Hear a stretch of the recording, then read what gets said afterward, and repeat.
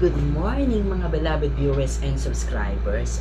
May papakilala nga po pala ako sa inyo ngayon about isang produkto na maaari nyo mabili sa palengke or sa mga online selling, no? Pero medyo expensive, pero ito po ay nakakatulong upang gumaling po kayo sa stroke. So kung 1 week pa lang po yung stroke nyo, matutulungan po kayo para makalakad ka agad. And then kung meron kayong fatty liver or liver problem, kidney problem, kung meron kayong triglyceride at iba't ibang uri po ng sakit, kahit yung mga bukol, no? So ipapakilala ko po sa inyo kung ano po ito, okay? Ito po yung yakun, no? Kapag nakakita kayo ng yakun, root crops po siya, kamukha po siya ng kamote. Pero ang pagkakaiba nito sa kamote, ito po ay pag binalatan mo or scrape, malambot lang. Masarap, lasang apple. Ang tawag po dito ay yakun. Ayan. Ito naman po yung bulaklak niya. Ito naman po yung bulaklak niya. So, ang yakun is under the family of sunflower, dahlia, and dandelion. Ang bulaklak sunflower, ang dahon sunflower, diba? Tapos, kamukha po siya ng kamote, pero ang tawag po sa kanya is the apple of the earth or mansanas sa ilalim ng lupa. Kasi nga po ito masarap, may natural na tamis, no, na hindi nakaka-harm sa ating katawan. And then, ito po yung ginagamit na kinakain mga Incas people, yan, para maging malakas ang katawan nila at mailayo sila sa sakit at karamdaman, no. So, kung meron po kayong makukunan ng yakun tea at yakun syrup kahit na yung root crops, magkakaiba po kasi ang mga properties niyan, kumbaga yung mga medicinal properties kung paano ito makatulong sa katawan. So, maaari kang gumaling sa iba't ibang klase ng sakit kung alam mo kung paano gamitin ang yakun. Okay? Ito po yung ano niya, root crops, tapos meron din po yan syrup. Ayan, hanapin natin yung syrup. Ayun po yung yakun syrup. Ang yakun syrup po kasi excuse me, gawa sa 15 kilos ng yakun root crops. So niluto nila yan. So nakakatulong din po yan para mawala ang blood clot, triglyceride. Kung meron kang type 2 diabetes, you will be back to normal, no, within 1 week. Kung na-stroke ka, pwede kang gumaling, you will be back to normal in 1 week. Kung may mga bukol-bukol ka sa katawan dahil sa hormonal imbalancing ng katawan ng tao, so pwede rin po yan makatulong para mawala po yung mga bukol-bukol na yan.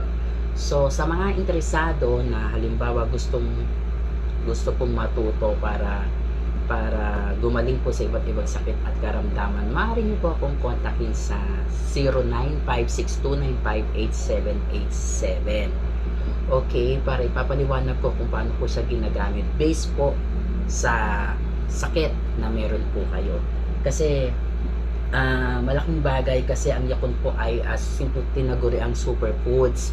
So marami pong nagagawa siya sa ating katawan upang maduktungan ang ating buhay. Siyempre, sa kalakip nito, kailangan ng tamang disiplina para po tayo ay gumaling sa sakit at karamdaman.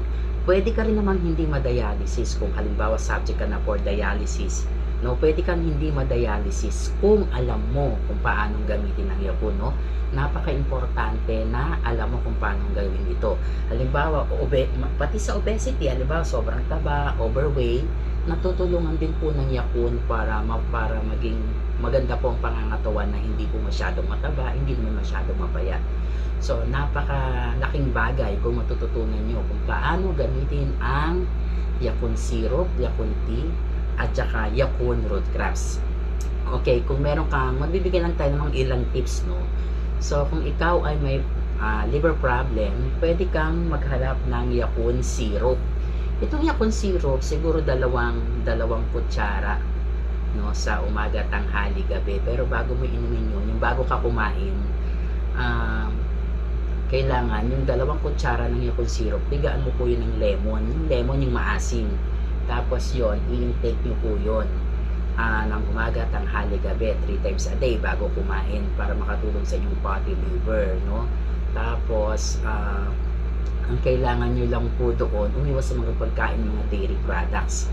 Pero kung meron ka namang tinatawag na triglyceride, nakakatulong din po ang Yakult syrup at saka ang Yakult tea.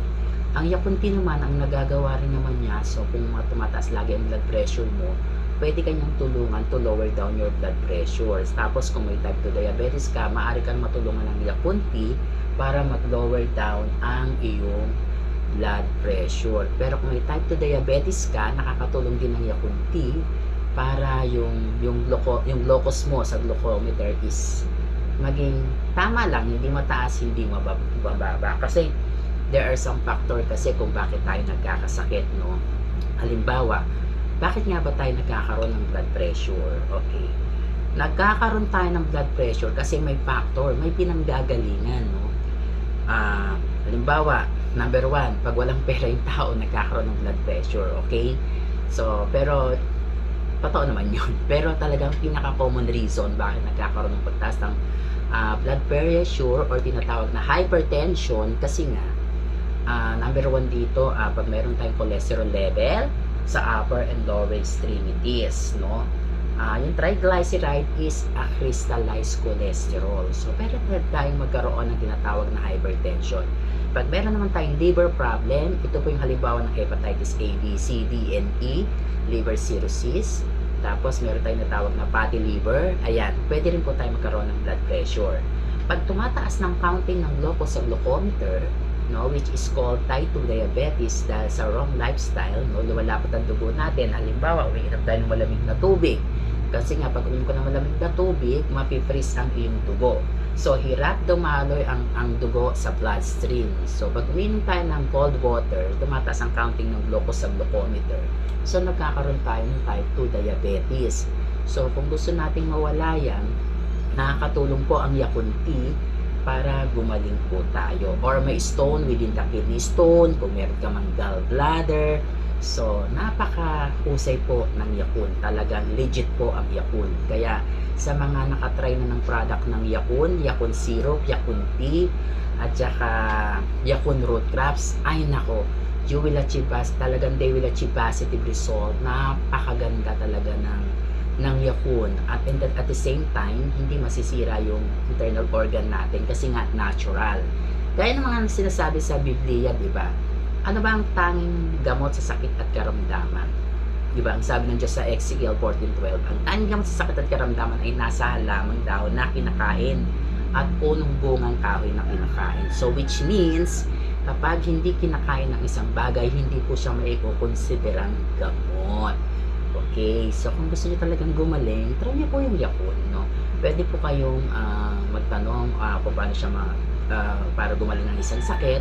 So, mag-message lang po kayo sa Facebook account ko, Maestro Ryan Comendador, para matulungan po kayo na gumaling ang iba't ibang uri ng sakit at karamdaman. Okay, let's way back po tayo doon sa tinatawag nating pagkakaroon ng hypertension, di ba? As I earlier said, kapag may cholesterol tayo sa lower and upper extremities, nagkakaroon tayo ng hypertension. Pag meron din tayong cholesterol sa cerebellum, nagkakaroon din tayo ng hypertension kasi barado. Yung cerebellum, pag may cholesterol level tayo, eto yung lateral side, yung dalawang gilid natin sa batok. Hirap dumaling oxygen papuntang cerebellum. So, ang tendency dahil nga meron tayong present cholesterol, tumataas din yung blood pressure. So, aside from that, pag mataas din ang ating uric acid o yung acid sa katawan or yung uric acid tsaka crystallized acid yan, pag mataas dahil sa high protein content, pwede rin tayong magkaroon ng tinatawag na hypertension. Pag may type 2 diabetes tayo, pwede tayong mag-hypertension. Ibig sabihin, walang hypertension kung wala tayong problema sa loob ng katawan. So, anong gagawin natin? Di ba? Pwede kayong magpa-check up sa inyong mga doktor para malaman nyo kung bakit kayo may hypertension. Para, yun, matulungan ka. Para malaman nyo kung saan galing. Kasi hindi naman kasi maganda kung may hypertension ka, pero without knowing kung saan galing hypertension. So, napaka-importante malaman nyo po yan. Pangalawa, doon sa binanggit ko kanina na sa dialysis, kasi ang nature ng dialysis, di ba? Kung magagawa mo ng paraan na hindi ka magpa-dialysis, kasi kaya lang naman nadadialysis ang isang tao kasi mataas ang creatinine. Hindi naman siya pwede talagang i-dialysis kung namamaga siya o manas ang paa, di ba? Ganun minsan dahil nga mataas ang creatinine. Isa yun kasi sa mga palatandaan na mataas ang creatinine mo. So, what is creatinine? Creatinine means is All chemical food undergo chemical process including drugs or synthetic medicine considered as creatinine. Ano ba ang nature ng creatinine? Gaya ng sinasabi ko dati.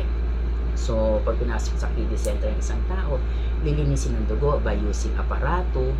And then, syempre, pagpunta niya doon, idadialysis siya, bababa ang creatinine. Pag bumaba ang creatinine, tataas ang potassium kasabay nagkakaroon ng hypertension.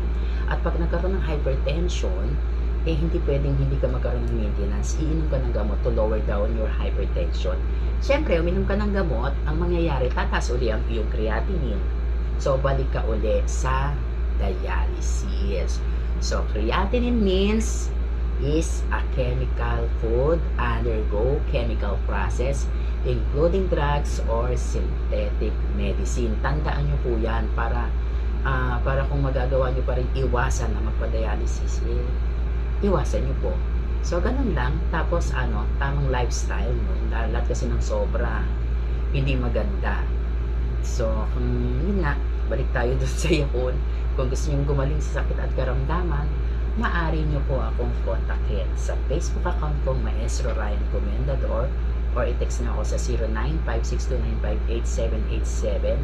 Libre lang naman po. Pwede kayo mag-drop by sa akin kasi nag-iris ako, iridology. So, titignan lang natin yung mata mo. So, makikita natin yung mas maaga kung anong nangyayari sa internal organ mo sa pamamagitan ng mata. Kaya kung ano yung makikita namin, pwede nyo rin naman kayo magpakonsulta sa iba para malaman nyo kung tama yung nakita namin. So, pwede kayo mag-drop by dito sa tanggapan ko. Huwag nyo sasabihin ko ano nararamdaman nyo. Maaari ko pong makita yun sa pamagitan ng mata kasi mata is an early detection. Pero may mga magagaling na doktor na mas madali nilang ma-found out kung anong sakit meron kayo. So, may mga mahuhusay din talagang doktor na makikita yun. Pero, syempre, pagka lack of budget tayo, di ba? Pwede ka magpunta sa amin na pwede namin makita yung sakit sa pamamagitan ng mata. Ang tawag po doon, iris analysis. Para makita natin kung ano yung mga problema sa loob ng inyong katawan at atin pong itong maagapan. Maraming salamat.